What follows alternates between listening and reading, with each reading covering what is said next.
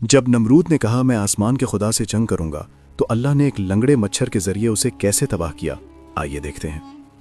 یہ اس وقت کی بات ہے جب حضرت ابراہیم علیہ السلام فلسطین کی طرف ہجرت کر گئے تھے، لیکن نمرود کی سرکشی اب بھی کم نہ ہوئی۔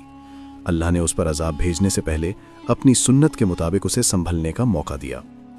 روایت میں آتا ہے کہ اللہ نے ایک فرشتہ انسانی شکل میں نمرود کے پاس بھیجا۔ فرشتے نے کہا، ایمان لے آؤ، اللہ تیری بادشاہت قائم رکھے گا۔ نمرود نے تکبر سے کہا، میرے سوا کوئی اور رب ہے ہی نہیں۔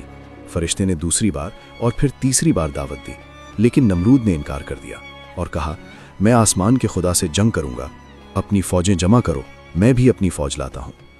نمرود اپنی پوری لشکر کے ساتھ میدان میں جمع ہو گیا تاکہ نعوذ باللہ اللہ سے لڑ سکے۔ اللہ نے اس کے مقابلے کے لیے کوئی بڑے فرشتے یا طوفان نہیں بھیجا، بلکہ آسمان سے مچھروں کا ایک دروازہ کھول دیا۔ مچھروں کی تعداد اتنی زیادہ تھی کہ انہوں نے سورج کو ڈھانپ لیا اور میدان میں اندھیرا چھا گیا۔ نمرود کی فوج ابھی کچھ سمجھ بھی نہ پائی تھی کہ ان ننھے جانوروں نے حملہ کر دیا۔ یہ مچھر عام نہیں تھے، بلکہ اللہ کا عذاب تھے۔ انہوں نے سپاہیوں کا خون پی لیا اور ان کا گوشت کھا گئے، یہاں تک کہ میدان میں صرف سفید ہڈیاں اور بکھرے ہوئے ہتھیار رہ گئے۔ نمرود اپنی فوج کو تباہ ہوتے دیکھتا رہا۔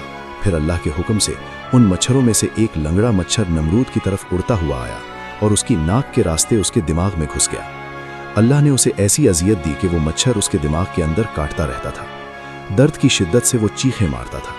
اس بادشاہ کا حال یہ ہو گیا تھا کہ اسے سکون صرف تب ملتا جب کوئی بھاری چیز جیسے جوتا یا چپل زور سے اس کے سر پر مارتا۔ وہ اپنے نوکروں کے آگے گڑ گڑاتا کہ میرے سر پر جوتے مارو۔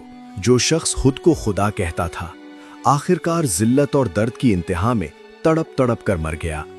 بے شک اللہ سب سے بڑا ہے اور تکبر کا انجام ہمیشہ ذلت ہوتا ہے۔